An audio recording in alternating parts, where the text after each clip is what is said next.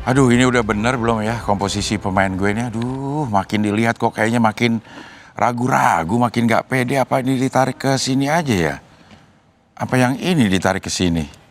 Apa yang... Aduh, semakin ragu-ragu. Selamat malam. Malam, Mas.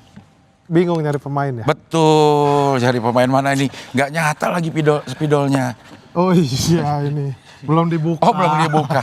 Iya, iya. Tapi kalau pemain gak usah pusing. Kenapa? Saya gimana ya ngomongnya? Ngomong langsung aja. Ngomong langsung aja. Ya, ngomong langsung aja. Saya ada pilihan beberapa pemain hebat. Bola. Bola. Oh, oke. Boleh saya tahu siapa? Ini dari Thailand. Wah, jauh dong. Udah di sini atau masih di Thailand? Udah di sini, tapi emang orang Thailand. Tapi terkendala bahasa nggak nanti komunikasi nggak? Kalau bahasa ini orang Thailand tapi bisa lah. Bahasa Indonesia bisa. Oke. Bisa dikit gitu. Jadi dia kalau terketemu dikit gitu. Ini acara berita loh. Jangan terlalu banyak bercanda. Iya, ini enggak. Saya juga dari tadi nggak mau bercanda kok gitu. Iya. Mana dia bahasa Thailand dia bisa. Dia orang Thailand tapi bisa Indonesia. Oh begitu. Jadi untuk kendala bahasa Bapak nggak usah bingung. Oke. Ya. Bisa dipanggilkan sekarang? Gimana ya? Saya udah bisa nggak sekarang? Bisa sekarang langsung datang ini sebentar lagi ya. Walaupun saya nggak dapat apa-apa.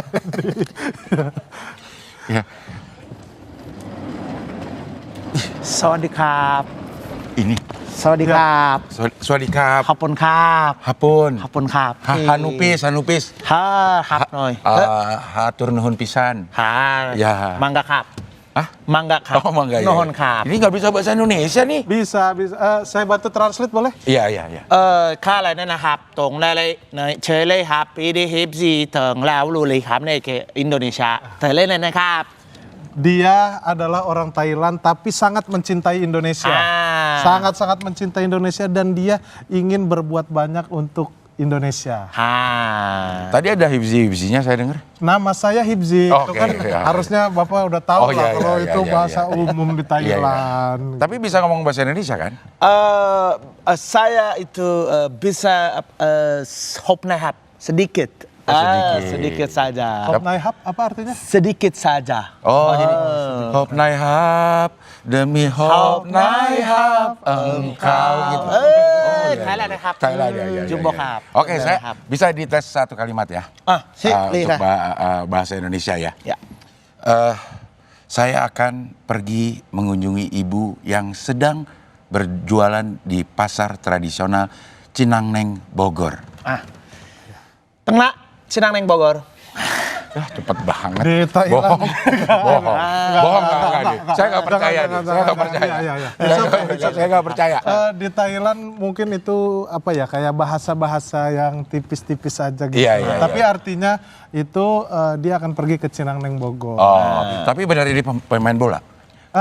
Ini dari Persatuan Bola di Thailand. Oke, beneran pemain bola? Pong lainนะครับ Saya itu enggak apa? Saya itu dari pengusaha bola. Saya suka bola. Jadi emang kalau bola di Thailand itu kan bagus. Kalau di Indonesia kan hitam putih. Kalau di sana itu putih hitam. Cuma dibalik doang. Katanya pemain bola. Ini pemain bisnis bola ini. Pernah main bola pernah. Ya bukan hanya pernah, ini bisa tapi main bola. Ini bisa jago bahasa bola. Kok jadi? Udah deh. Ini udah nggak bener nih. Semakin kacau ini. Lebih baik kita berikan langsung aja ini untuk berdiskusi tentang bola kepada presenter beneran. Boleh kalau begitu diskusi. Jadi ekstrim. Silakan, Friska. ขอบคุณครับชิงทางทาง Pong lainนะครับโดยเลยlain ทำไมครับ Sayaนะครับ สวัสดีครับ สวัสดีครับ Loh, ikutan juga enggak ya? Bukan dipancingnya. Maaf ya. Ya kita beneran. Sekarang kita ngomongin soal bola. Soalnya Indonesia mau lawan Tiongkok di kualifikasi Piala Dunia 2026. Timnas Indonesia mengusung misi wajib menang kala jumpa Tiongkok di kualifikasi Piala Dunia 2026. Namun menghadapi laga krusial, sejumlah pemain pilar Garuda harus absen. Gimana dong? Karena kalau lawan China kita tidak dapat poin 3, saya rasa berat sekali kita untuk ke playoff. Our gift to you will be the 3 points against China. Laga timnas melawan Tiongkok di GBK tinggal hitungan hari. Skuad Garuda wajib mengamankan 3 poin agar mimpi tampil di Piala Dunia 2026 tetap terjaga. Berbekal pemusatan latihan di Bali, Kluivert optimistis anak asuhnya mampu mengalahkan Tiongkok. Both countries, but I think that we have a good possibility to win from China. Everybody knows that Japan has a very good team. They're already qualified, but of course we're going to put all our effort in to win that game as well. So the chances are quite realistic that we can win from China, and the match against Japan would be more difficult. Lalu siapa saja 11 pemain pertama pilihan Kluivert saat bentrok dengan Tiongkok nanti?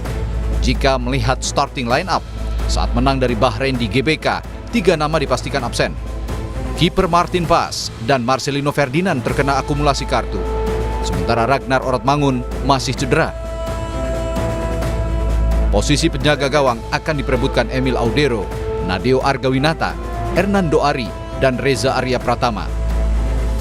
Besar kemungkinan Kluivert akan memberi debut bagi Emil Audero. Absennya Marcelino dinilai sejumlah pihak akan memengaruhi pola serangan timnas. Sebab dalam 2 kali pertandingan di GBK, Marcelino punya peran penting bagi timnas. Lino mencetak 2 gol kemenangan saat menghajar Arab Saudi November 2024 lalu. Sementara saat mengalahkan Bahrain, satu-satunya gol oleh Romani berasal dari umpan Marcelino. Menurut analis sepak bola Gita Suwondo, sejumlah nama yang bermain di Liga 1 layak dicoba untuk mengisi posisi Marcelino.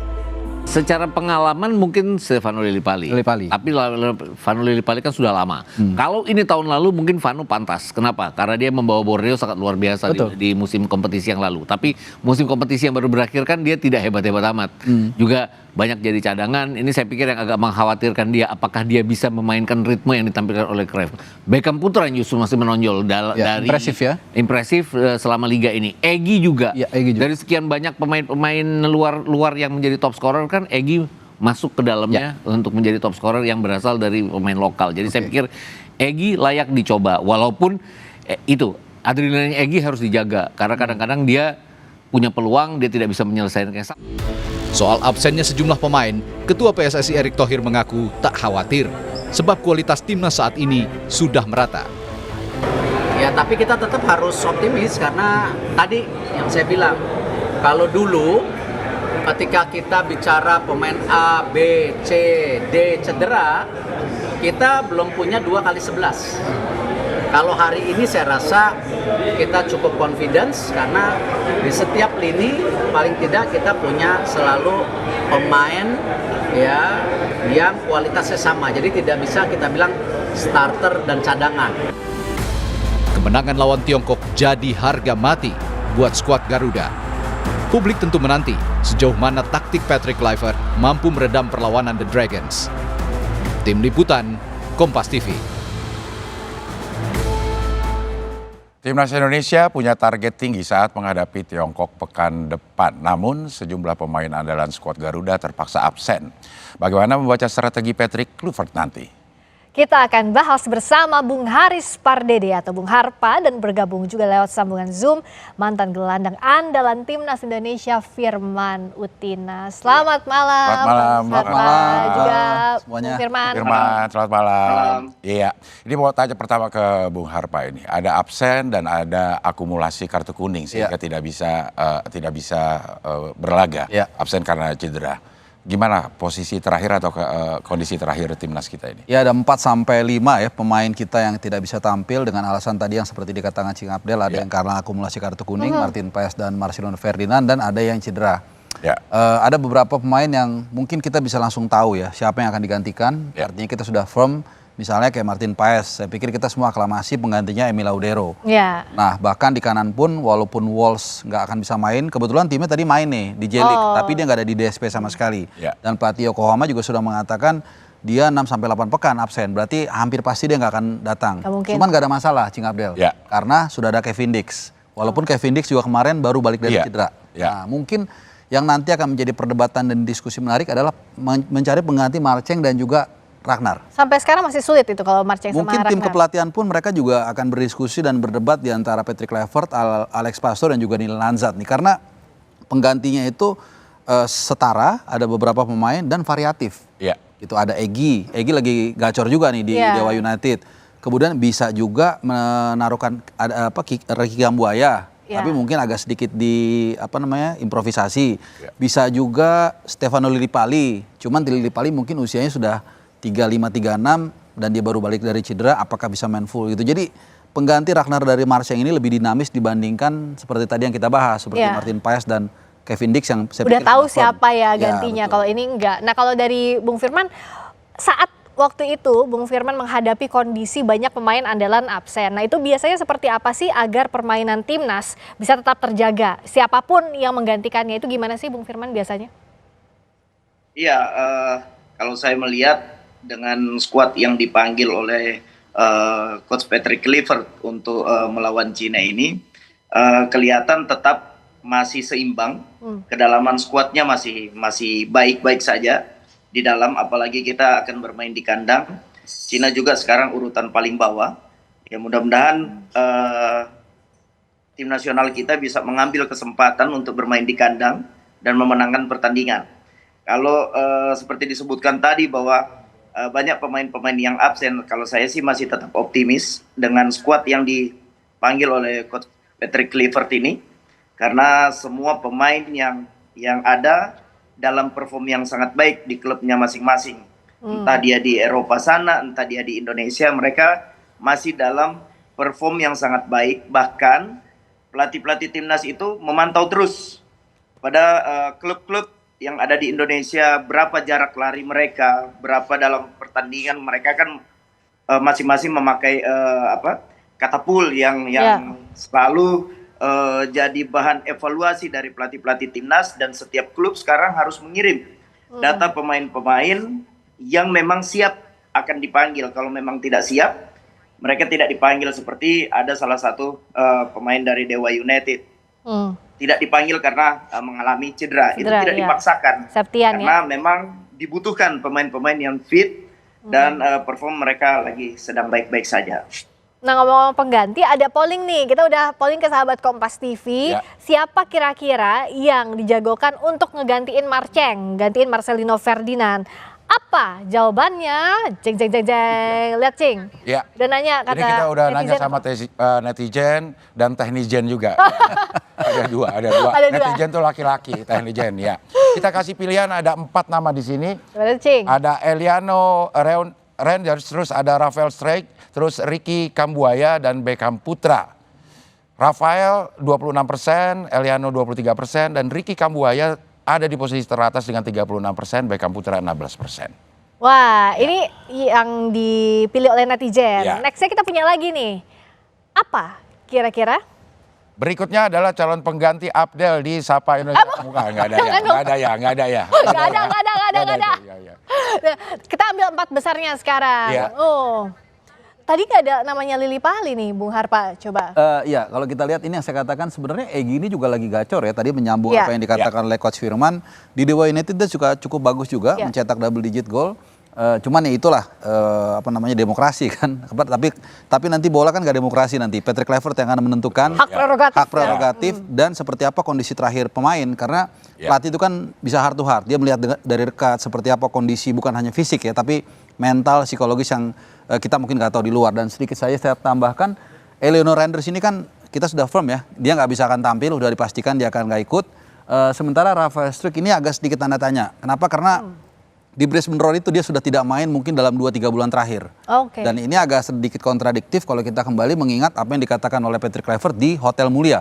Saat pengenalan dia sebagai pelatih, dia mengatakan akan memperhatikan minute play. Sementara Rafael Strijk minute playnya kurang gitu. Jadi Beckham Putra sebenarnya masih bisa masuk juga. Karena posisinya mirip nih Cing Abdel ya. Betul. Sebagai dan lumayan hype juga ini nama Beckham Putra. Tapi di polling ini netizen dia paling rendah 16%. Ya itu dia, kalau polling kan berdasarkan. Karena mungkin juga baru masuk kali Beckham ya kan, karena dia ngegantiin. Tapi kemarin dia dapat pujian juga. Kebetulan saya interview langsung dia di Bali United Training Center bersama dengan rekan-rekan media itu.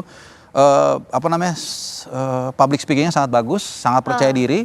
memang ada yang mengatakan body balance kurang bulky begitu ya. Tapi saya pikir anggaplah ini sebagai masukan buat dia untuk meningkatkan performanya, dan kita nggak pernah tahu ya.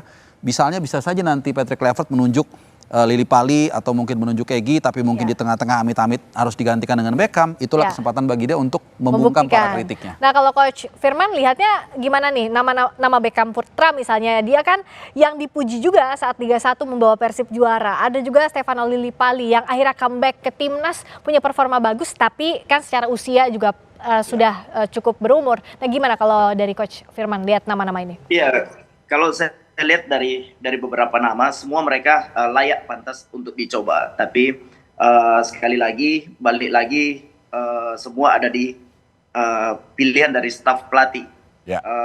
Kalau saya pribadi melihat bahwa Lili Pali masih bisa juga jadi pengganti dari Marcelino nanti. Dan saya lebih melihat Kambuaya lebih banyak bermain di tengah kedalaman. Jadi saya rasa semua nama yang kita bisa lihat ini mereka sangat siap, karena perform mereka juga di Liga Indonesia mereka sangat baik. Ada beberapa pemain, ada beberapa pertandingan yang mereka lalui sangat luar biasa. Jadi saya rasa mereka sangat siap, dan pemain yang ada di sana siap dicoba. Ya, Bung Harpa, kalau kita lihat speknya kalau di game nih semua sebenarnya udah mentok kanan lah, rata kanan semua ini pemain yang ada ya. Cuma pilihan nanti apakah dilihat style bermainnya atau chemistry antara pemain, kalau menurut Bung Harpa gimana? Ya, saya pikir kalau kita bicara sepak bola ya berarti itu olahraga kolektif. Berarti yang paling penting adalah chemistry. Seperti yang dikatakan oleh Coach Firman, memang pemain-pemain ini dipanggil pasti yang paling siap, yang paling bagus. Nah, tapi ketika memilih 11 pemain dan 23 DSP nanti, pasti dipilih yang paling siap secara fisik, secara mental, dan tadi yang Cing Abdel bridging tadi, soal chemistry. Nah, ini akan dilihat latihan. Kan pada saat latihan. TC itu kan udah berlangsung dari tanggal 26, walaupun nggak semua bergabung. Jaitses itu kalau nggak salah hari kedua baru bergabung atau hari ketiga saya lupa. Bahkan nanti masih ada lagi nih persiapan final preparation sampai dengan official training tanggal 4 Juni. Nah, itu semua nanti masih bisa berubah. Tapi saya pikir 70-80% ya seperti di belakang misalnya trio Jaitses, Justin Hapner sama Rido kalau kita sepakat. Bentengnya kita itu Bentengnya kita, kiri Verdong dan kanan Dix, dan kebetulan semuanya kapten di klub nih Cing Abdel. Ini kelihatannya nggak akan berubah. Joe Pelupesi, Tom Haye juga kelihatannya kalau nggak ada apa-apa nggak akan berubah. Oleh Romney. Nah, tinggal 2 orang ini nih yang mungkin siapa nanti yang jagain Oleh di situ ya. Makanya tadi dari perdebatan kita juga kan kelihatannya nggak bulat ya. Dari polling juga sama, rata 20% begitu. Ya, kalau dilihat cari chemistry mungkin bisa nggak dilihat dari video yang kemarin timnas tuh joget-joget. Yang paling asik jogetnya ya. Chemistry udah oke ya. Kalau yang paling asik kayaknya Marcelino Ferdinand ya. Paling pede banget. Paling pede, lagunya suaranya juga paling bagus ya. Nah, kalau Coach Firman lihat sekarang komposisinya kan sebenarnya sudah ideal ya. Apalagi kita terakhir lawan Bahrain, bahkan Ketum Erick Thohir juga bilang bahwa ya ini sudah komposisinya ideal. Nah, itu gimana untuk menambal kekurangan-kekurangan kita sekarang lawan Tiongkok yang kita sudah tahu performanya seperti apa waktu kita kalah lawan Tiongkok? Iya, jadi kalau bagi saya ya hari makin dekat ini pelatih-pelatih banyak berbincang tentang style of play yang akan dia mainkan nanti. Dengan skuad yang datang, skuad yang ada sekarang, formasi apa yang baik untuk nanti melawan Cina. Saya rasa bahwa kerja keras yang dilakukan oleh tim analisis dari staf kepelatihannya Patrick Kluivert ini harus kerja ekstra, karena secara kolektivitas tim dari Cina ini sangat berbahaya di counter attack yang terjadi kita main di kandangnya mereka, dan cara mengantisipasinya seperti apa. Nah, style of play yang menentukan dari tim squad yang ada sekarang. Kalau saya lihat pemain-pemain yang ada sekarang ini, melihat dari skuad yang ada, mereka akan bermain di 4-3-3. Kalau saya nggak tahu ya, kalau saya lihat pemain-pemain skuad yang ada sekarang, saya nggak tahu nanti lawan Cina seperti apa. Tapi menarik, kita tunggu, karena dari Cina akan memainkan 4-4-2 dengan langsung menyerang di GBK nanti, kita juga nggak tahu. Iya, kalau Bung Harpa sendiri lebih pilih mana kira-kira formasinya? Ya, ada satu fakta yang menarik nih. Ya. Dalam 8 laga terakhir di luar Jepang, itu setiap kita unggul ball position itu kita kalah. Termasuk sama Tiongkok kemarin. Ya, waktu di Qingdao itu kan kita sekitar 60% kalau saya nggak salah. Cukup jauh kan waktu Cukup itu jauh, dan kita dihajar dengan counter attack, ya kan, terutama yang kedua. Kalau yang pertama memang ada blunder dari Sen Patinama ya. Lawan Australia lebih ganas lagi 70%, tapi kita kalah 5-1. Gitu. Tapi sisanya setiap kita less domination itu kita malah at least kita dapat poin, Cing Abdel dan juga Mbak Friska. Jadi paling nggak seri gitu ya. Paling nggak seri lawan Australia, lawan Saudi di Jeddah, lawan Bahrain di Bahrain, kita selalu dapat poin kalau kita ball position minim. Dengan Bahrain terakhir pun kita sekitar 40%. Artinya kalau kita lihat dari data dan statistik ini, tim ini memang dibentuk bukan untuk dominasi. Nah, menghadapi China ini menarik. China ini mungkin nanti akan menunggu juga. Nah, kita menunggu juga gitu loh. Tunggu di dekat gawang aja masing-masing. Kasih aja terus kasih. Sampai dia tuh udah 60% nih. Nah, ini yang menarik mungkin. Tapi gini, kalau kayak saya lihat Alex Pastur ya, gayanya dalam beberapa tahun terakhir, terutama waktu dia Almer City, tim yang dia bawa untuk pertama kalinya promosi ke Eredivisie dan dia buat bertahan, ini tim kecil dan akhirnya degradasi juga setelah dia lewat. Itu dia bermain sangat-sangat pragmatis. Jadi sangat pragmatis. Jadi saya melihat lawan China kita harusnya bermain pragmatis, menunggu counter attack. Karena tim ini sudah dibangun seperti itu. Masalahnya tadi seperti saya katakan tadi, apakah China juga mau main terbuka?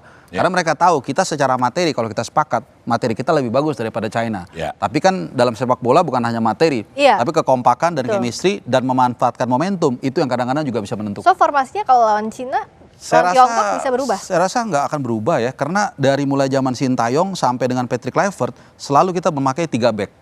Jadi nggak tahu ya, bisa saja tiba-tiba Patrick Kluivert melakukan perubahan, tapi rasa-rasanya saya mengusung satu filosofi, don't change your main gun in the middle of the war. Jadi jangan coba-coba sesuatu yang baru di tengah-tengah pertempuran yang mungkin pemain ini nggak siap dengan formasi yang gaya baru. Belajarnya dari waktu lawan Australia dan Australia. Tapi Australia lebih kepada gaya main ya. Tapi formasi dari 3 back, tiba-tiba mungkin dia disuruh pakai 4 back, mungkin mereka agak kagok ya, menurut saya gitu. Jadi formasi berapa yang menurut? Saya pikir 3 back dengan 2 full back, 3 CB, 2 full back, kemudian di tengah Tom Hai dan Joe Pelopesi. Nah, Ole sebagai target man akan didukung 2 attacking midfielder di kanan dan kiri. Nah, jadi berapa tuh? 3-4-3 kurang lebih. 3-4-3. Coach Firman juga lihat itu ideal 3-4-3. 3-4-3 kan sudah dijalankan pelatih sebelumnya, dan sekarang itu jadi rule mode dari beberapa tim yang ada di Indonesia. Kalau saya lihat pemain-pemain yang ada sekarang, mereka bermain komposisi formasi apapun, saya rasa mereka udah sangat paham, karena rata-rata pemain yang ada sekarang tuh mereka sudah banyak bermain di Eropa sana. Bahkan Indonesia pun dengan sangat baiknya tim nasional bermain dengan formasi 3-4-3 atau 5-3-2, bahkan pada saat defense sangat luar biasa. Jadi saya rasa tim yang ada sekarang tergantung bagaimana melihat skuad Cina akan memainkan berapa formasi di dalam pertandingan gitu, dan mengantisipasi. Maka itu saya katakan tadi bahwa tim analis dari tim nasional kita ini harus bekerja keras. Karena apa? Karena Cina banyak memainkan dengan counter attack, sedangkan kita kalah karena dengan counter attack itu. Mengantisipasinya seperti apa? Kalau kita mau main 5 pun itu jadinya bertahan, sedangkan kita harus memenangkan pertandingan, apalagi bermain di kandang. Ini yang kita sangat tunggu-tunggu, bahwa apa yang akan dimainkan atau style of play apa yang akan dimainkan oleh Coach Patrick Kluivert nanti. Kita harapkan apapun itu yang terbaik yang dipilih oleh Patrick Kluivert nanti ya. Optimistis lah. Harus optimis, apapun formasinya, yang penting menang. Nah, yang penting menang ya, dan kita bisa kok menang. Terima kasih banyak ya Bung Harpa. Sama-sama. Sampai di sini. Terima kasih Bung Firman, Coach Firman. Terima kasih. Sampai ketemu lagi. Bang Harpa, Bang Adil. Terima kasih Bang Firman. Terima kasih.